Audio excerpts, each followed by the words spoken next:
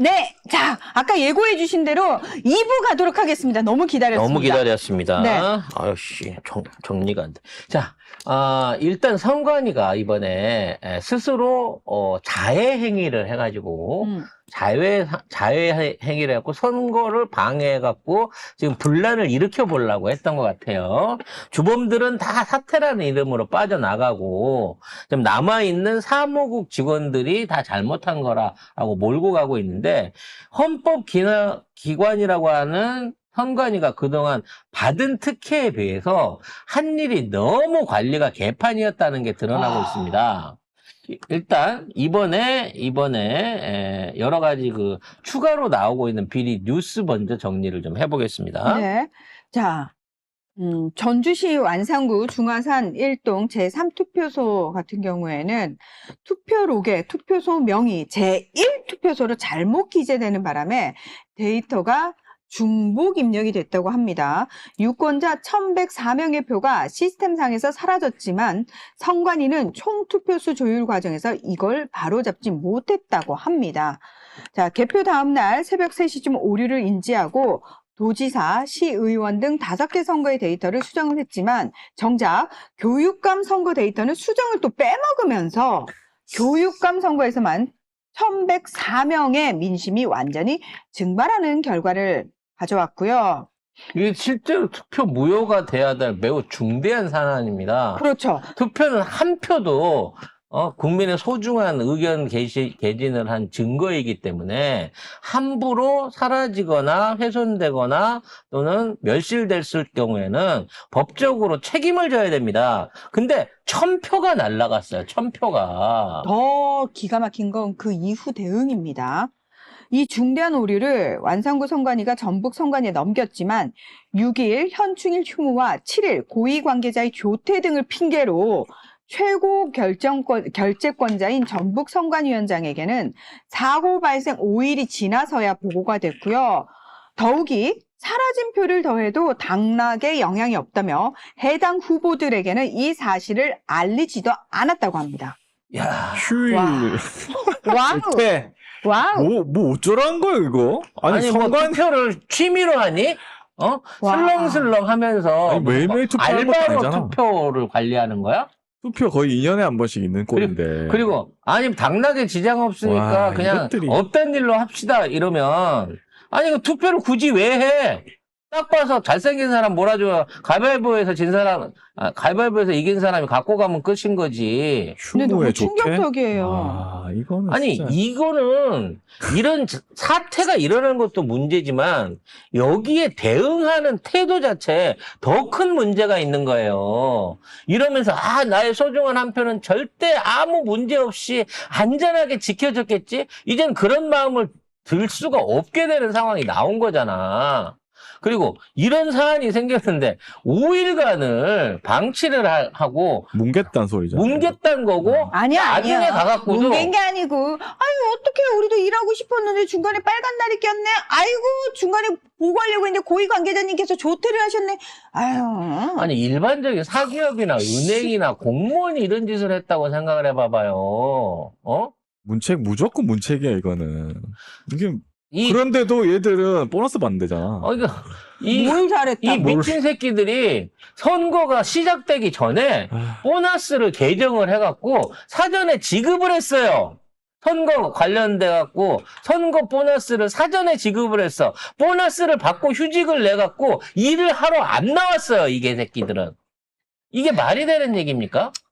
진짜 우리가 말로만 듣던 신의 직장이 있었네요. 선관이었다. 그 그리고- 이름은 선관이. 그리고 선관위가 틈만 나면 해외 출장을 갔답니다. 네. 선진 투표를 배우기 위해서. 근데 그걸 왜 내각제 하는 나라를 가서 봐요? 몰디브의 선거제도가 뭐를 배울 게 있어갖고 몰디브에 연수를 갑니까? 야, 게다가요, 선관위 직원들의 해외 출장 보고서는 일반 정부 부처와 달리 구체적인 일정이나 구체적인 예산 지출 내용을 전혀 공개하지 않는다고 합니다. 헌법기관이라고. 제정신인가? 아니, 그리고 이게 웃긴 게 2021년 독일에서 베를린 선거 당시에 투표용지 부족, 그다음에 오배송, 기표수 부족으로 투표가 중단됐어요. 그래가지고 이게 선거 무효 판결 받고 재선거가 치러진 바가 있습니다. 근데 중앙선관위가 이 사례를 분석하고 대책을 마련하겠다고 지방선거 7개월 전에 독일 출장까지 갔다 왔어. 6박 8일 일정으로 독일 출장까지 다녀왔거든요. 이거를 배우려고 갔다 왔대. 근데 보고서에 투표용지 수급 실패와 소통 부족 등의 문제점을 명확히 써놨다고 합니다. 이걸 배우고 와서 그대로 이거를 한다고? 이게 말이 잠깐만. 돼? 이거 배워서 써먹으려고 한 거야? 이거 배우는 게 써먹으려고? 잘못된 부분을 이런 식으로 하면 되겠구나. 그리고 와. 이게 용지를 줄이는 과정 중에 선관위 고위 관계자나 위원장급에 있는 이 상급자들은 회의 자체에도 참석을 안 했고요. 담당 실무관 2명이서 야, 그러면 우리가 지난번 투표 때 투표 용지가 너무 많이 남았다고 욕을 먹었으니까 이번에는 투표 용지를 줄여보자라고 하는 결정을 지네들 둘이서 결정을 했다는 거예요. 근데 어찌 됐거나 투표 용지를 줄여갖고 보급한다는 거를 지네들이 결정을 해갖고 책임은 각 지역위원회에서 알아서 한다로 이제 바꿔서 내려 보냈잖아요. 그래갖고 지금 이걸 욕을 먹으니까 얘네들이 뭐라고 그러냐면 아니 지난번에는 많이 남았다고 지랄해갖고 줄여놨더니 이젠 줄였다고 또 나한테 뭐라 그러냐고 우리 징계 못 받아들인다고 지금 이러고 있다는 겁니다. 그리고 야, 어느 직장인이 나한테 왜 지랄이야? 나 징계 안 받을 거야. 나 징계하기만 해봐. 씨. 그리고 지난해 와. 9월부터 11월까지 2달 사이에만 19건의 해외 출장이 일주일 안팎으로 무더기로 진행이 됐습니다. 휴가철 잡았겠지, 휴가철. 9월부터 11월이면 날씨 제일 좋을 때죠. 날씨 좋을 때, 안 더울 때, 선선하고, 골든타임일 때, 항공권 제일 비싸고, 호텔 제일 비쌀 때. 그리고 노태학 지금 사퇴했죠. 중앙선관위원장도 선거제도 발전 방향 모색을 목적으로 8박 10일간 덴마크와 스웨덴을 갔다 왔다고 합니다. 그리고 출장 보고서가 엉망진창이에요. 이게 원래는 다른 데는 막 국외 출장 연수 시스템, 이 정보 시스템을 통해서 교통비, 체재비 뭐 이런 거 다 예산 다 해야 되거든요. 예산도 나오고 영수증 처리도 다 해야 돼요. 그리고 시간대별로 뭘 했는지 공개를 해야 됩니다. 그렇지, 뭐 10시에 어디 방문, 뭐 몇 시에 식사 이런 거 다 있죠. 근데 선관위는 비공개래. 이건 미친? 아니 이런 것들이 그동안 몇십 년 동안 와. 4대 헌법기관의 하나로 남아가지고 맨날 국무회의 차지해갖고 들락날락 거리면서 감사도 안 받고. 거리면서 감사도 안 받고. 심지어 지 밑에 있는 직원들 사무총장이나 그 밑에 있는 일반 선관위 직원들 자기 친척들 자기 자식들 세습해가지고 막 그런 식으로 나눠 갖게 해가면서 그동안 이렇게 운영을 해왔던 거예요. 그러니까 고인물은 썩는다는 거지. 그럼 이걸 어떻게 해소를 해야 되냐?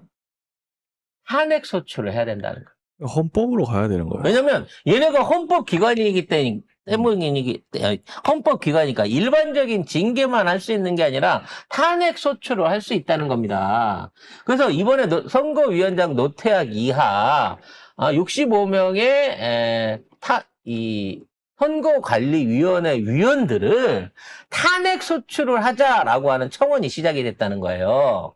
여러분 가서 찾아보시면 탄핵 소추 청원이라고 하면 나옵니다. 요거 이제 5만 명 이상 모이고 뭐 10만 명 이상 늘어나는 데 따라서 있을 건데 이게 왜 좋은 거냐면요. 일단 탄핵 소추를 처음 당해보는 거기 때문에 얘네들 65명에 대해서는 탄핵 소추가 자연스럽게 헌재로 넘어가게 될 거고요. 이렇게 뚜렷한 부실 증거가 나와 있었기 때문에 여기에 대한 처벌을 받게 될 겁니다. 문제는 얘네들이 다 법관이라는 거예요. 대부분이. 판사들. 대부분 판사들입니다. 지방법원 판사들이랑 대법원 판사들이잖아요. 그래서 탄핵 소추를 받게 되면 이 탄핵 소추를 빌미로 해가지고 법원 내에서 또 다른 탄핵을 할 수 있다는 겁니다. 추가 탄핵을 할 수 있는 법원 장식을 날려버릴 수 있다는 겁니다. 이거 되나? 된대요. 연계해가지고. 그래서 일단 여기에서 내쫓아갖고 이제 법관 출신의 얘네들을 일단 다 탄핵해가지고 이제 직무를 날린 거잖아요. 그럼 이 직무를 날린 행위를 가지고 다시 법관 이름으로 또 탄핵을 하는 거지. 이게 전과제예요. 얘 선거위원회에 있을 때 선거관리 잘못해가지고 탄핵받아서 거의 쫓겨나냅니다. 얘 징계해주세요. 라는 청원이 가능하다는 겁니다. 추가 징계 청원이. 아이고야. 이렇게 해야만 일단 법원장들을 선관위 위원장에서 떼놓을 수가 있습니다. 차기에도 앞으로 이제 임명하는 사람들에 대한 명확한 임용 기준과 이런 것들을 법제화해갖고 만들어야 되는 거예요. 그래서 대통령이 임명을 한다든지 또는 뭐 각부 요원의 추천을 받아갖고 결정을 한다든지 기존에 있는 다른 헌법기관의 장들처럼 인선 방법과 인사 관련에 대한 부분을 완전히 때려 바꿔야 된다는 거죠. 그러려면 기존에 있는 선관위원들을 싹쓸이해서 다 쫓아내야 된다는 겁니다. 아니 우리 지역구는 괜찮았는데 우리 관리하는 데는 문제 없었는데 아니야. 애초에 이런 문제가 잠재적으로 니네 조직 안에 있었는데 니네 조직 안에서는 이런 문제가 생길 줄을 알면서 내가 안 생긴 건 다 내가 관리를 잘해서가 아니야. 정말 거기에 투표율이 낮았거나 거기 있는 사무원들이 대응을 잘해갖고 무사히 막아낸 케이스들인 거고 이런 부실한 관리를 할 수밖에 없었던 사람들을 한꺼번에 일거에 털어내서 정리를 해버려야 된다는 거죠. 그리고 저는 형사고발 뭐 이런 것도 해야 된다고 봅니다. 고의적인 직권남용, 그다음에 부패. 사실상 또 공직선거법 위반 아닙니까? 이 정도면은?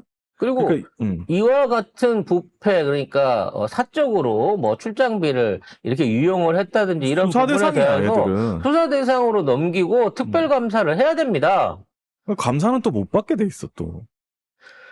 그 헌재 결정이 있었어요. 네. 그래서 헌법기관에 대한 감사는 헌재가 막아놓고 있었는데 이렇게 명관하게 드러난 범죄에 대한 부분에 대해서는 처리가 좀 수사해야 돼.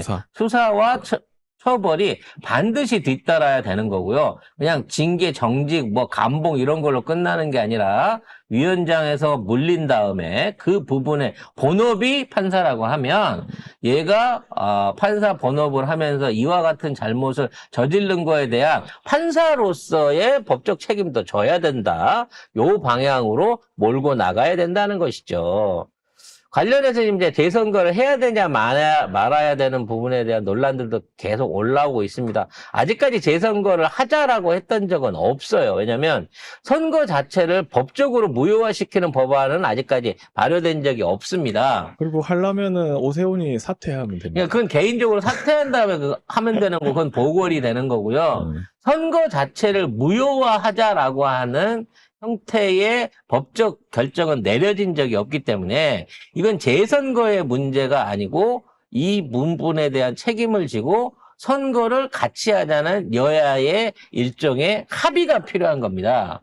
그래서 장동혁은 그래요. 전국적으로 다 하자는 거야. 어차피 12대 4로 졌으니까 어차피 이 기회에 다시 한번 해봅시다라는 쪽으로 몰고 가는 거고 이건 사실상 안 하겠다는 거고요. 안 하겠다는 거. 발을 제대로 된 방향으로 가려고 하면 이번 선거 관련해서 선거법 조사를 먼저 한 다음에 선거법상으로 문제가 있었던 또는 선거 개표상에서 문제가 발휘됐던 지역이라든지 그쪽에 한해가지고 재선거를 할 수 있냐 없냐를 여야 합의로 입법을 해야 된다는 거예요. 입법을. 법원 판결이 나와야 된다고 하던데 대법원에서. 그렇죠. 그렇기 때문에 지금 있는 게 쉽게 갈 문제는 아니에요. 그리고 쉽게 가지 않기를 또 이 야당은 바라고 있습니다. 그래야 그거 추진하는 동안 장동혁이는 나를 못 자를 테니까라고 믿고 있을 거니까요. 그러니까 계속 부정선거, 그다음에 뭐 투표 뭐 어쩌고 저쩌고 하면서 계속 그 얘기만 하고 있는 거지. 자기 이제 국힘에서도 장동혁 물러나라 하고 그렇지. 있거든요.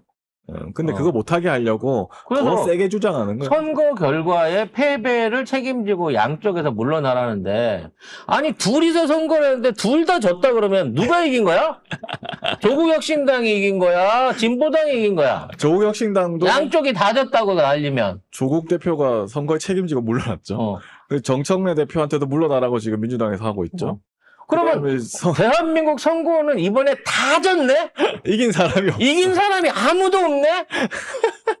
이런 말도 안 되는 주장을 하고 있는 거죠. 어? 난 차라리 국짐이 이겼다고 큰 소리를 쳐서 정청래가 진 걸로 되고 그래서 정청래가 책임을 져야 된다 그러면 난 이해를 하겠어. 그건 어쩔 수 없지. 진 쪽이 내가 졌다고. 만방으로 졌다고. 부정투표 때문에 졌다고.